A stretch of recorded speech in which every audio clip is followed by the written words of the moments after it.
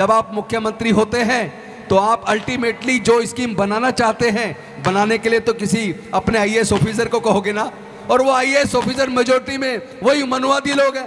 जब आप उनको कहोगे कि ये मैं अपने समाज के लिए योजना बनानी है, बना के लाओ, आप कैबिनेट नोट बना के लाओ, तो पहली बात तो 6 महीने 7 महीने वो अधिकारी उस कैबिनेट नोट को बनाने में लगा देगा, क्योंकि उसकी इच्छा नहीं है, वो पूरा हिस्सा आपका खा रहा है। और अब आप कह रहे हो उस हिस्से में से हमारा हिस्सा दो, तो जो आपका पूरा हिस्सा खा रहा है वो कभी चाहेगा कि उसमें से आपका हिस्सा आपको दे दे? तो पहले तो वो कैबिनेट नोट बनाएगा नहीं।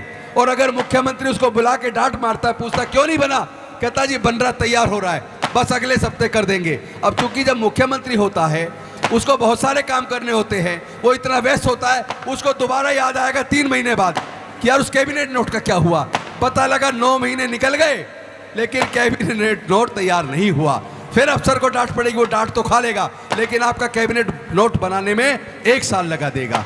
उसके बाद जब कैबिनेट नोट आ जाएगा और मुख्यमंत्री जी आपके समाज के बन गए हैं, वो कैबिनेट नोट कैबिनेट के अंदर आके पास भी करवा देंगे। पास करने के बाद अब बात आएगी लागू करने की, तो उसको नोटिफिकेशन करने में वो कई हफ्ते लगा देगा। और जब नोटिफिकेशन हो जाएगा, पता लगा नोटिफिकेशन होने तक आपके कार्यकाल का 1.5 साल निकल गया।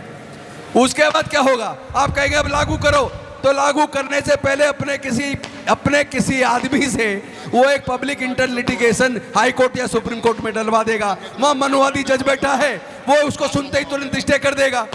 और उसके बाद अफसर कहेगा जी कोर्ट ने स्टे कर दिया, सॉरी हम कुछ नहीं कर सकते, पहले कोर्ट में केस को डिसाइड होने दो। पता लगा आपकी 5 साल चली गई लेकिन कोर्ट से डिसाइड नहीं हुआ, आप सरकार बनाकर भी जो सरकार समाज के लिए करना चाहते थे नहीं कर पाए। इस सच को समझना होगा।